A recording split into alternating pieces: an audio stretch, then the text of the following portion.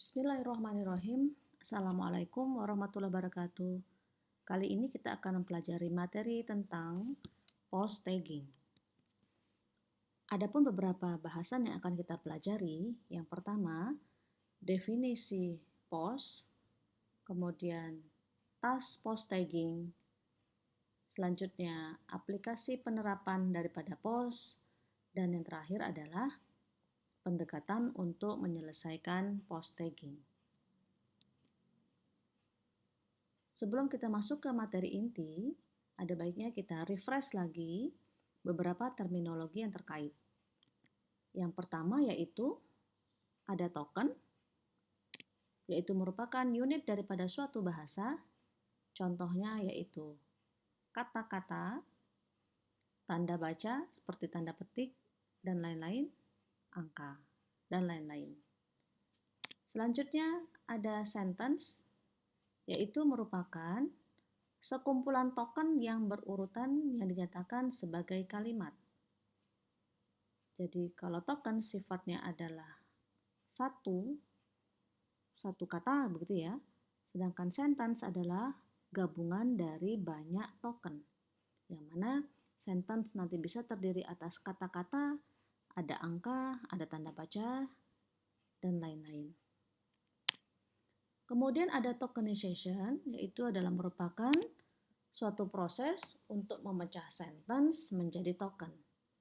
Kita ketahui pada materi-materi sebelumnya bahwa sebelum dokumen itu akan diolah, maka biasanya akan dilakukan pre-processing text atau pemrosesan awal daripada suatu teks yang salah satu tahapannya adalah tokenization. Kemudian ada parsery atau dalam bahasa Indonesia yaitu pohon parsing, yaitu merupakan pohon yang menggambarkan struktur sintak dari sebuah kalimat yang tersusun dari suatu grammar atau tata bahasa. Jadi bahwa kita bisa menggambarkan sintak daripada suatu kalimat dengan menggunakan pohon yang kemudian dinamakan sebagai pohon parsing. Selanjutnya ada lagi terminologi yaitu korpus. Apa itu korpus? Korpus adalah sekumpulan dokumen, baik itu dokumennya dalam bentuk tulisan atau juga dalam bentuk lisan, yang disimpan dalam jumlah yang sangat besar. Yang mana dokumen tadi bisa fokus ke satu topik atau satu tema, atau juga bisa terdiri atas berbagai tema, yang mana suatu korpus itu disimpan dan diproses di dalam komputer yang kemudian digunakan untuk tujuan penyelidikan linguistik. Jadi terkait dengan bahasa. Contoh korpus. Nah, ini ada beberapa contoh korpus. Yang pertama, korpus pertama yang dibuat itu adalah dinyatakan dengan nama Brown Corpus, yaitu merupakan korpus yang terdiri atas 1 juta kalimat, ya, 1 juta kalimat dalam bahasa Inggris. Kemudian ada korpus-korpus lainnya, seperti misalnya korpus berita, itu dinyatakan dengan Reuters, nama korpusnya ya. Kemudian ada webtext korpus yang berisi daftar review-review. Kemudian juga ada korpus kumpulan dokumen dari pidato Presiden Amerika dan lain-lain ya. Termasuk juga ada korpus untuk menyimpan pidato Presiden Indonesia misalnya ya. Nah, ini adalah contoh-contoh korpus. Nah, sebelum kita masuk ke materi inti, kita refresh lagi materi model bahasa atau language model yang pernah juga kita pelajari di materi sebelumnya, bahwa dengan language model kita dapat memprediksi perilaku daripada suatu bahasa. Misalnya, kita bisa melihat aturan tata bahasanya atau grammarnya, atau juga kita bisa melihat distribusi dari probabilitasnya. Dengan bantuan model bahasa, kita dapat memahami dan memprediksi sifat, fungsi, dan makna daripada suatu teks. Nah, untuk makna nanti masih akan kita pelajari setelah UTS. Nah, pendekatan daripada language model ada dua. Yang pertama yaitu pendekatan linguistik. Di sini adalah bahwa kita dapat mengimplementasikan language model berdasarkan teori. Jadi berdasarkan teori bahasanya. Sedangkan yang kedua yaitu dengan pendekatan empiris, artinya di sini language modelnya menggunakan model black box berdasarkan statistik atau dengan menggunakan machine learning. Nah, cara memodelkan bahasa itu bisa beragam, bisa dengan n-gram seperti materi sebelumnya, bisa dengan back of words, bisa dengan post-text yang akan kita pelajari hari ini, dan parse tree dan seterusnya. Nah, contoh sederhana daripada model bahasa. Misal di sini kita akan menginterpretasikan sebuah sinyal lisan, ya. Jadi ada dua inputan. Yang pertama, kalimat yang pertama yaitu ice cream is delicious. Kemudian yang kedua, ice cream is delicious. Apa pendapat Anda dengan kalimat ini? Ya. Oke. Untuk model linguistik, ya, model linguistik dari kalimat tersebut, kita bisa menyatakan bahwa kalimat satu itu adalah tidak valid. Jadi dengan linguistik artinya dengan aturan bahasa, dengan ilmu bahasa, kita bisa menyatakan bahwa kalimat satu ini tidak valid, jadi tidak ada ice cream is delicious, ya. Tapi yang benar itu adalah ice cream is delicious, ya. Jadi dengan aturan bahasa kita bisa menentukan kalimat satu itu tidak valid karena tidak ada grammar yang membenarkan urutan-urutan kata tersebut. I itu adalah saya, scream itu adalah kata kerja, ya. Kemudian diikuti dengan is. Nah, tidak ada kata kerja yang diikuti dengan is. Sehingga dapat dikatakan berdasarkan model linguistik atau aturan tata bahasa dalam bahasa Inggris, maka kalimat yang pertama itu adalah tidak valid. Sedangkan ice cream is delicious, berdasarkan aturan tata bahasa atau berdasarkan grammar, maka bisa kita nyatakan bahwa kalimat yang kedua ini adalah kalimat yang valid, ya. Karena di sini artinya adalah ice cream, ya. Ice cream is, ya. Jadi ada kata benda diikuti dengan is, ya, to be-nya. Kemudian ini kata sifatnya. Nah, ini adalah grammar ini benar, ya. Jadi berdasarkan linguistik maka kalimat yang kedua adalah valid. Nah, ini dikatakan dengan model linguistik. Sedangkan yang kedua itu model empiris, ya. Berdasarkan model empiris tadi dinyatakan yaitu dengan berdasarkan statistik, ya. Statistik. Keseringan kata tersebut muncul. Nah, di sini bisa kita nyatakan bahwa dari sekian banyak kumpulan kalimat yang mungkin memang ada unsur ice cream atau delicious itu, ya.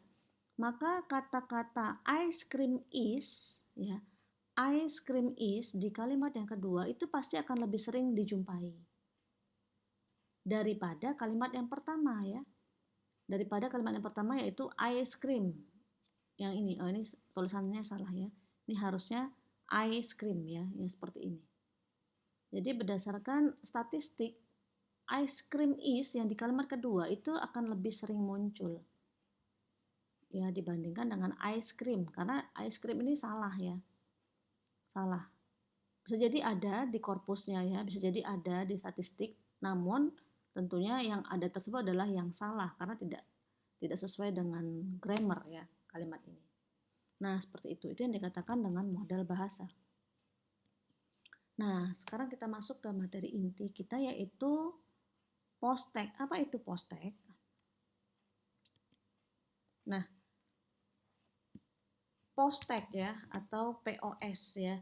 POS-nya dulu. POS itu adalah singkatan dari part of speech. Atau kalau di Indonesia kan yaitu kelas kata.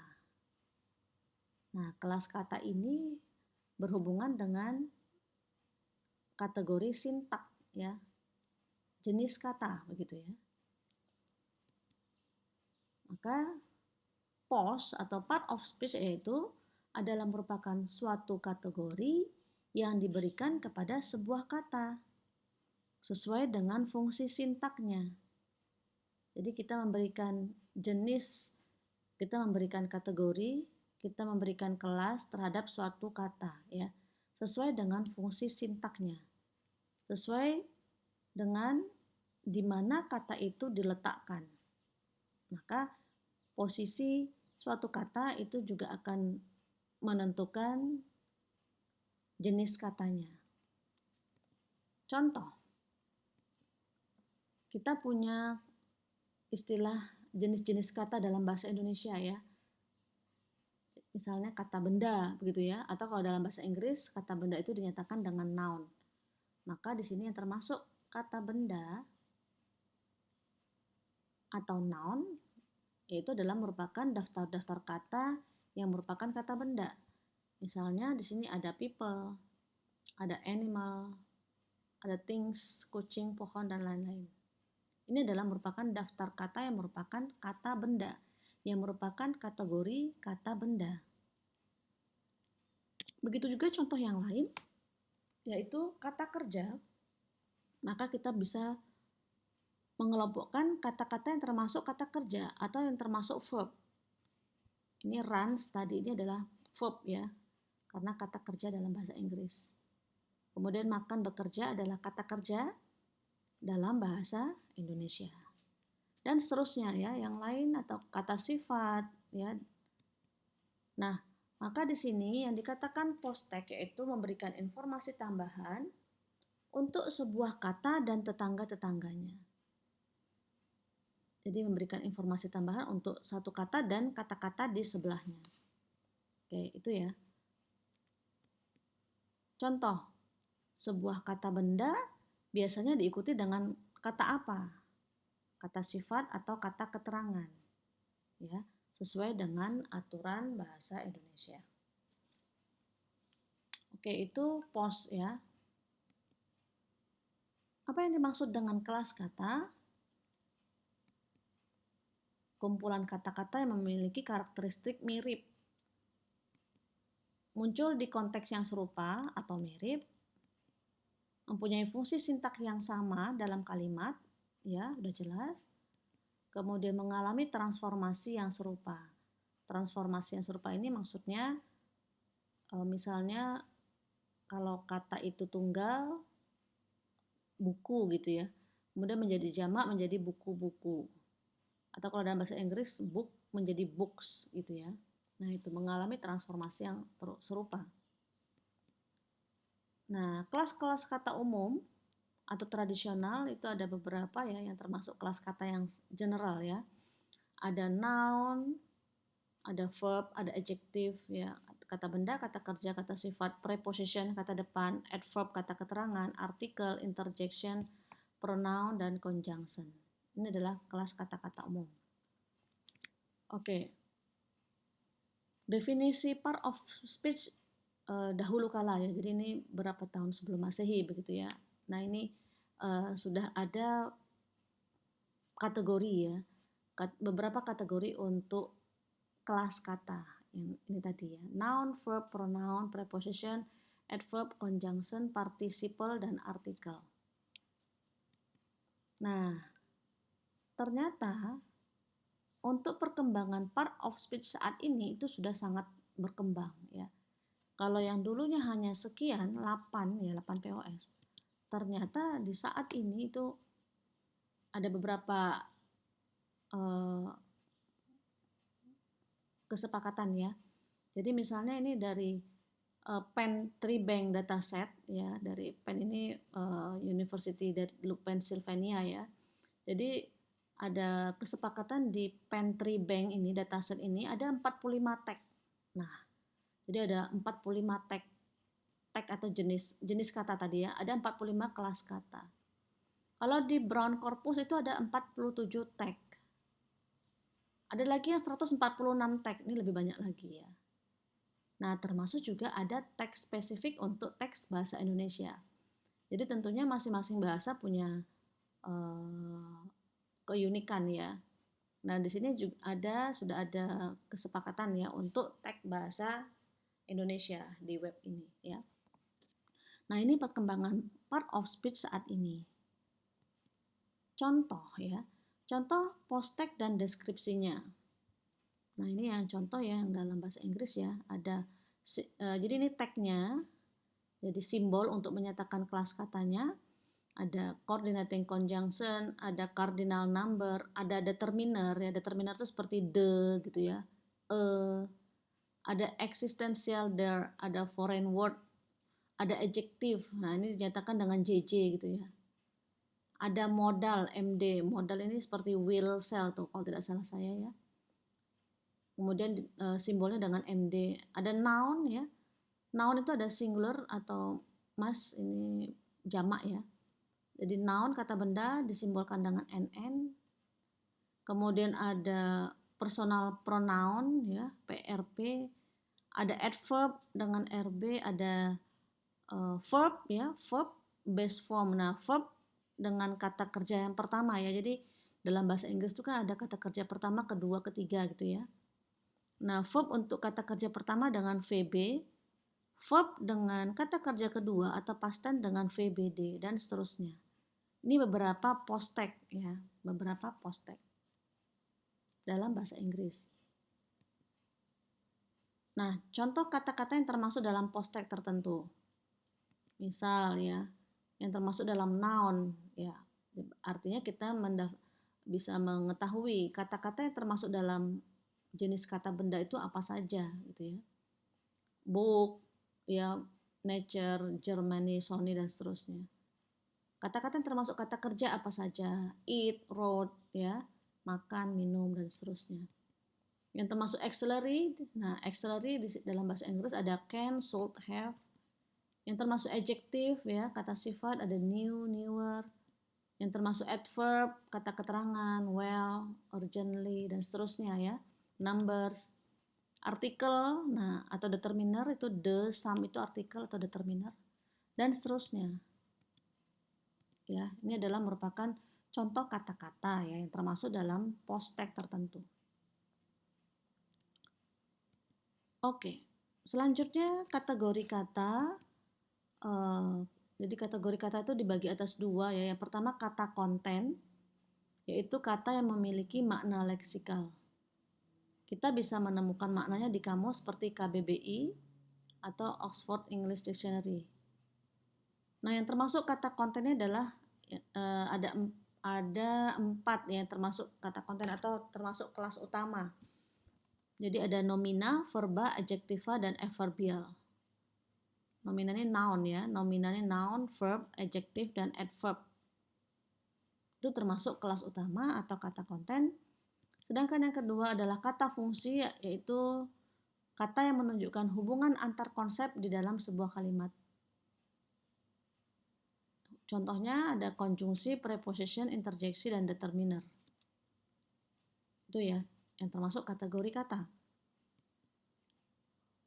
Nah, dalam universal post tag, di sini juga ada kategori lagi ya, yaitu ada kelas open class dan closed class. Kalau open class itu adalah kelas terbuka, ini adalah ada adjective, adverb, noun, proper noun, verb. Sedangkan closed class itu adalah ada determiner, number, conjunction gitu ya. Sedangkan post lainnya itu ada punctuation, name, sim, dan x. Untuk yang part of speech yang lain ya. Nah, yang tadi ya ini yang universal post tag itu dibagi atas dua, closed class dan open class. Closed class itu artinya adalah kata-kata yang masuk ke dalam kelas tersebut relatif tetap. Artinya kata-katanya sifatnya tetap ya, fix. Kemudian ada open class, yaitu kelas yang dapat berubah secara dinamis, jadi bisa bertambah daftar katanya.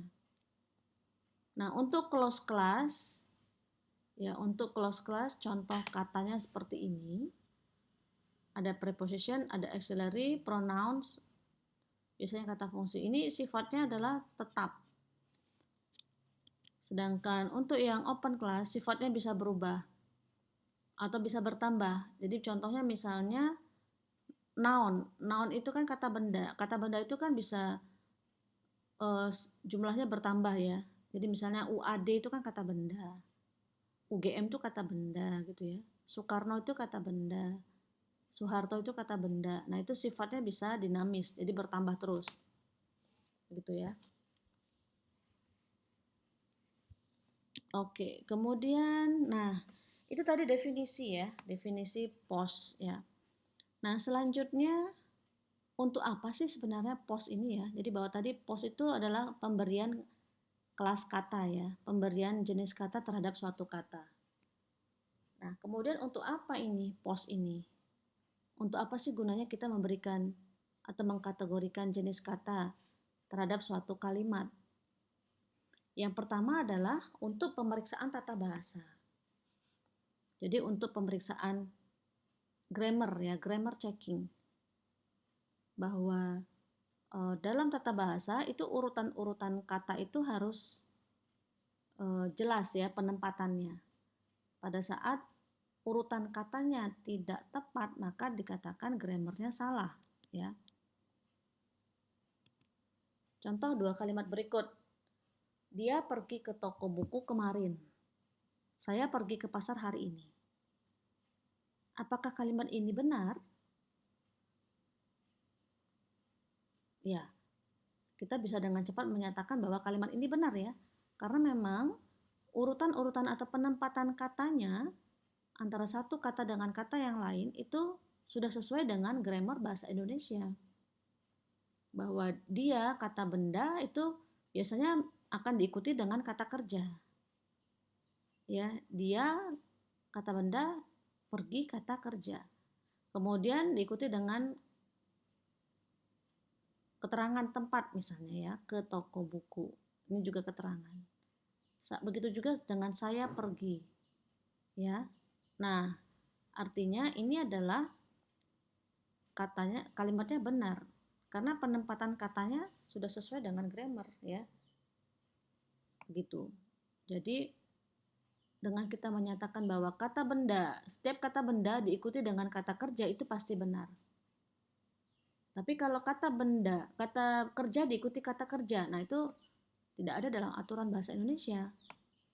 Jadi tidak ada yang namanya, misalnya di sini kata pertamanya adalah berenang gitu ya, berenang kemudian kata keduanya pergi. Ya kalau digabung menjadi berenang pergi ke toko buku kemarin. Apakah itu betul dengan aturan? Nah itu adalah salah ya. Karena memang tidak ada itu kata kerja diikuti dengan kata kerja. Seperti itu. Maka postek ini diperlukan untuk pemeriksaan tata bahasa. Pertanyaannya adalah, apakah pemeriksaan tersebut juga dapat dilakukan berdasarkan language model? Apa bedanya dengan menggunakan informasi postek? Nah, ini juga bisa ya.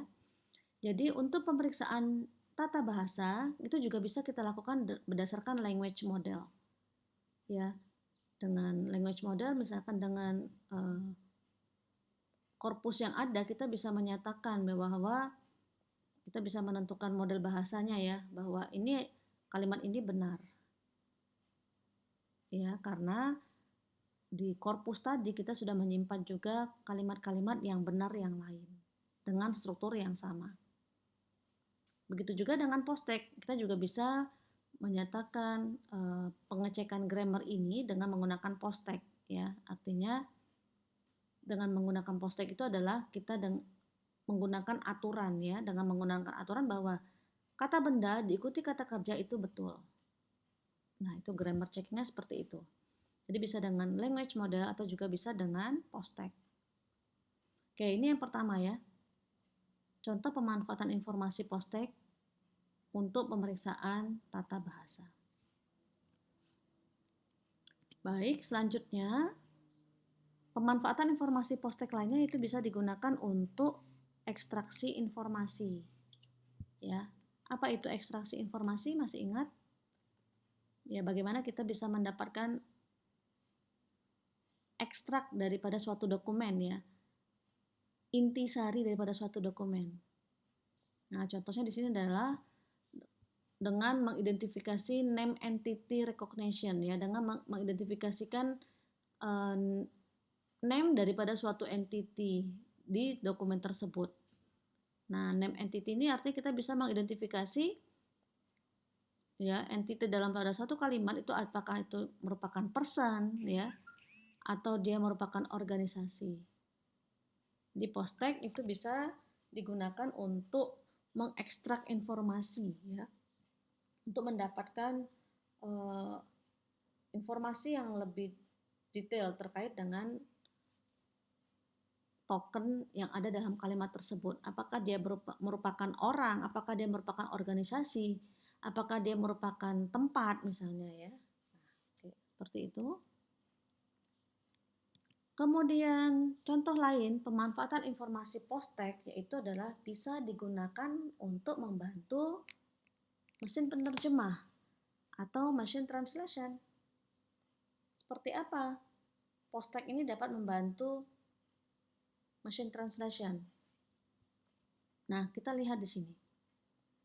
Ada 5 kalimat ya. 5 kalimat ini menggunakan kata round,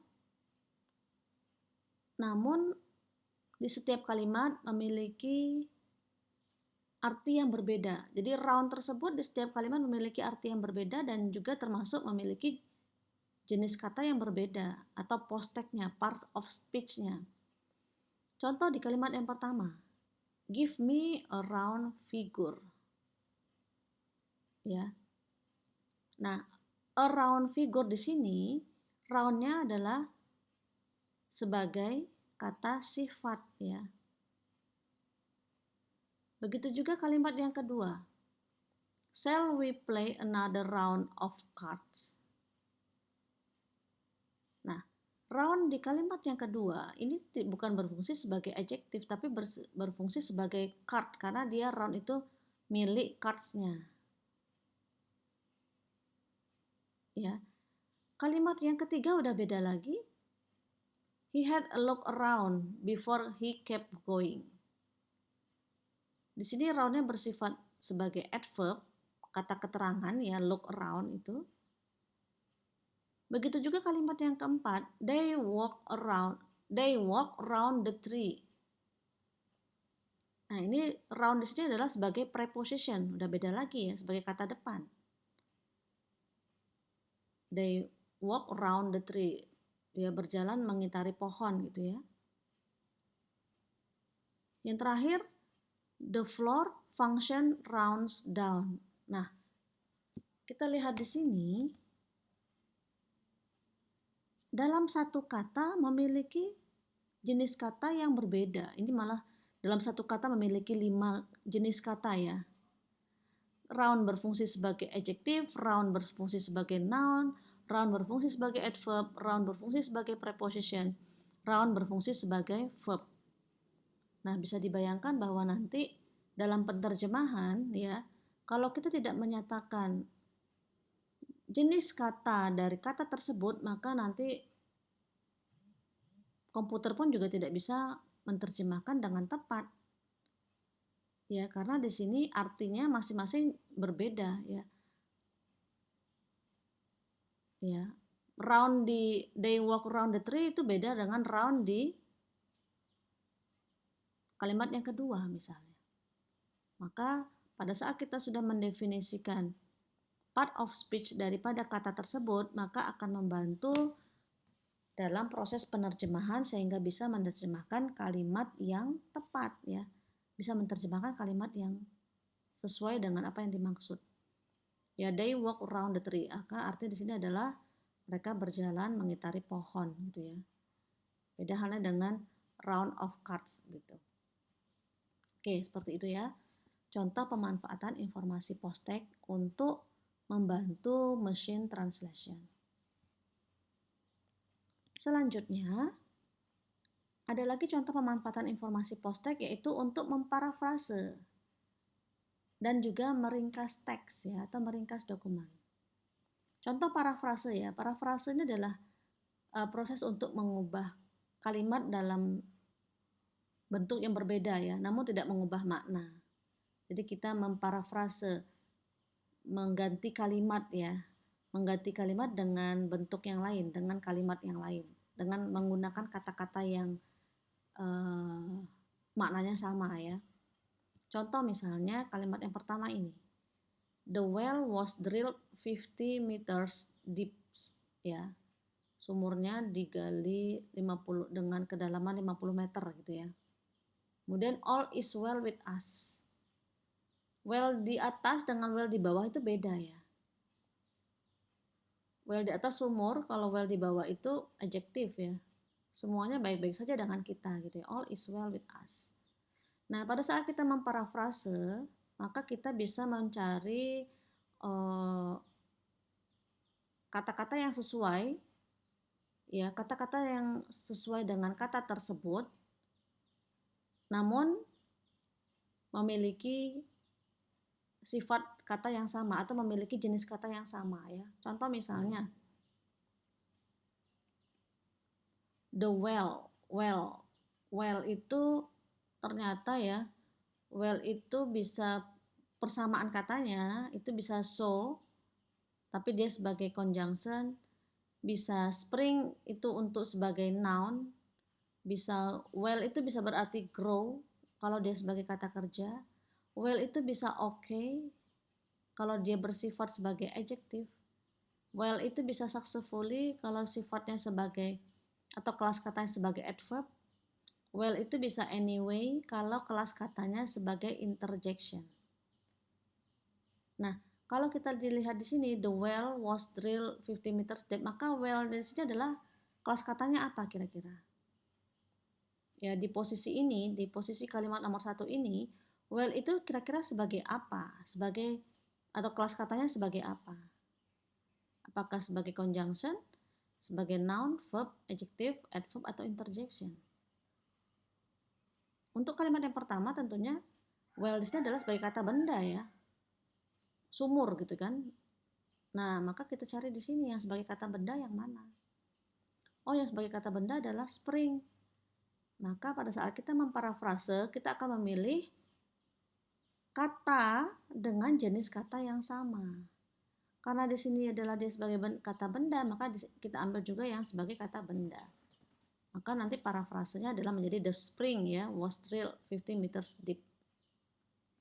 Seperti itu. Begitu juga kalimat yang kedua, all is well with us. Maka mana yang paling tepat untuk menggantikan well ini ya. Nah, well di sini kan adjektif ya sebagai kata sifat ya. Maka bisa kita ambil okay ya. All is okay, kata sifat. Kalau kita ingin memparafrase kalimat tadi. Sehingga kita perlu memilih kelas kata yang sama untuk menghasilkan kalimat dengan penulisan yang berbeda namun dengan makna yang sama. Oke, seperti itu untuk parafrase. Jadi ini pemanfaatan informasi post-text untuk memparafrase kalimat. Nah, selanjutnya ada lagi contoh lagi. Jadi ada banyak sekali contoh pemanfaatan informasi post-text ini. Di sini beberapa saja yang saya tunjukkan.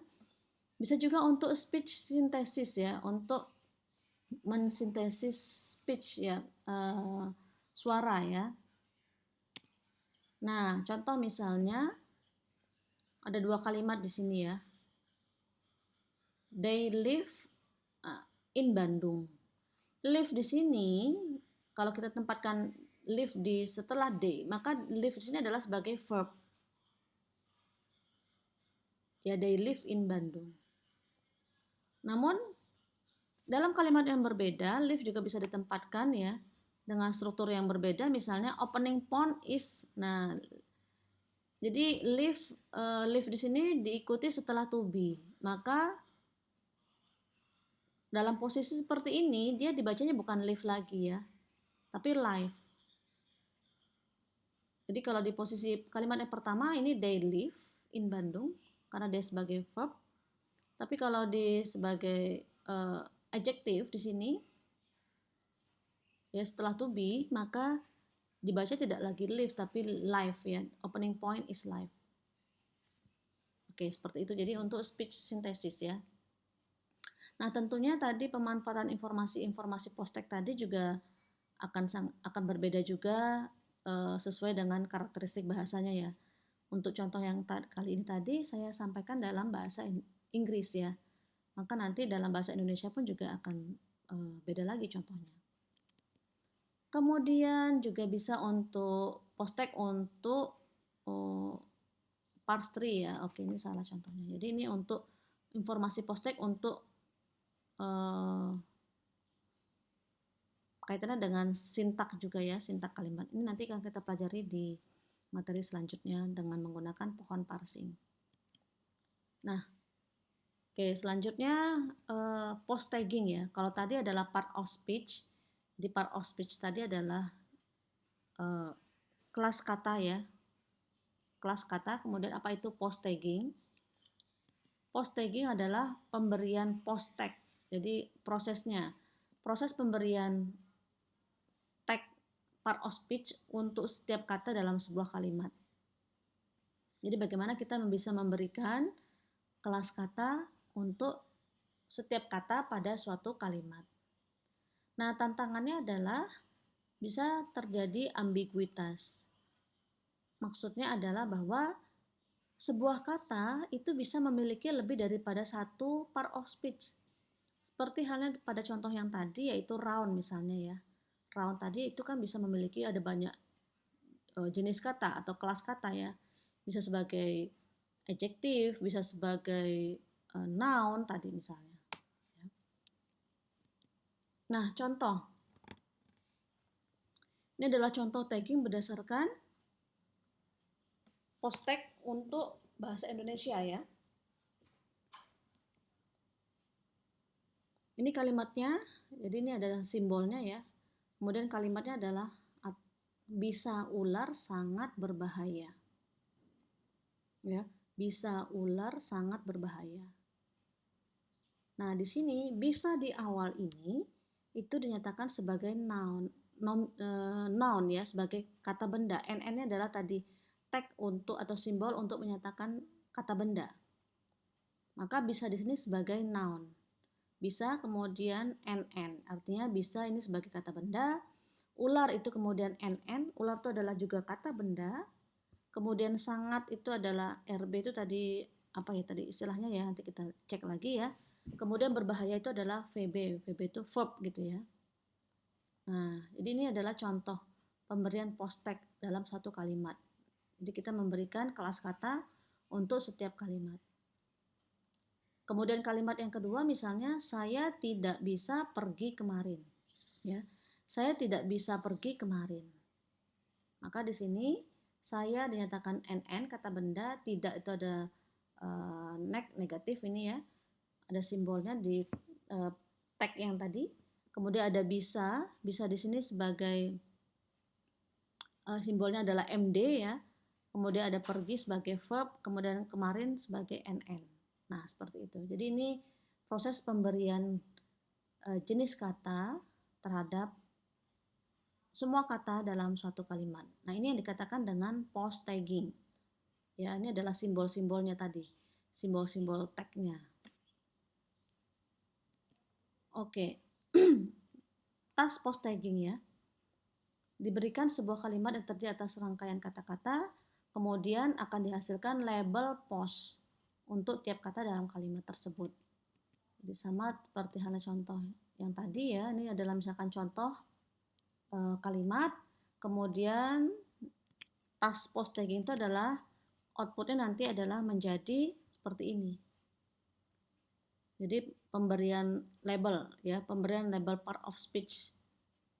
Pemerintah itu NNP ya, kota itu NNP, Delhi itu NNP. Nah ini noun semua ya. Kemudian mengerahkan itu verb, monyet itu noun, ya mengusir itu verb, monyet-monyet itu NN noun ya. Lain tuh JJ ini simbol-simbol yang tadi yang ada di slide sebelumnya. Nah ini yang dikatakan post tagging ya. Post tagging jadi pemberian label part of speech untuk setiap kata dalam suatu kalimat. Ini adalah simbol-simbolnya ya. Simbol-simbol sesuai dengan aturan yang disepakati. Oke. Nah, tantangannya tadi adalah bahwa akan ditemukan beberapa ambigu daripada post text ya, karena bisa jadi dalam satu kata itu memiliki beberapa kelas kata yang berbeda ya. Nah, di sini contoh di brown corpus itu ada 45 tag ya, ada 45 tag. Nah, yang tidak ambigu ada satu teks ya, ada sekian yang tidak ambigu. Namun yang ambigu ada sekian ya, ada sekian ribu kata yang ambigu. Contoh misalnya ada 6.731 kata yang memiliki 2 tag. Ya. Ada 1.621 kata yang memiliki 3 tag ya. Nah, dan seterusnya ya. Ada 3 kata yang memiliki 9 tag. Nah, ini ya. 3 kata memiliki 9 teks. Seperti halnya tadi round tadi ya. Oke. Nah, kemudian yang terakhir adalah pendekatan dalam proses post tagging ya. Nah, ada 3. Yang pertama yaitu pemberian pemberian part of speech berbasis aturan, yaitu dengan atau rule base ya, dengan mengkonsultasikan kepada ahli-ahli linguistik, yaitu kemudian dengan mendefinisikan aturan-aturan yang biasa digunakan oleh manusia. Jadi berbasis aturan ini adalah kita melihat aturan-aturan berdasarkan grammar dari ahli linguistik. Jadi pemberian postnya berdasarkan aturan seperti itu ya. Nah, yang kedua adalah berbasis statistik. Nah, dengan berbasis statistik artinya adalah kita menggunakan korpus sebagai training data. Jadi kita menggunakan korpus ya. Korpus tadi adalah merupakan kumpulan dokumen yang kemudian dokumen itu dilatih. Nah, dari hasil latih tadi kemudian kita bisa menentukan ya, kemudian kita bisa menentukan post untuk part of speech untuk kata ini nanti kira-kira apa berdasarkan hasil dari data latih yang ada sebelumnya ya. Nah, di sini ada beberapa model, ada beberapa algoritma untuk post text berbasis statistik, ada hidden Markov model, ada maximum entropy Markov model dan CRF gitu ya. Dan yang terakhir ada juga kombinasi berbasis aturan dan statistik. Ini kombinasi antara aturan dan statistik ya, transformation based tagger. Oke, jadi ini nanti akan kita pelajari dalam video yang berbeda. Ini adalah beberapa pendekatan ya untuk memberikan kelas kata pada suatu kata dalam suatu kalimat.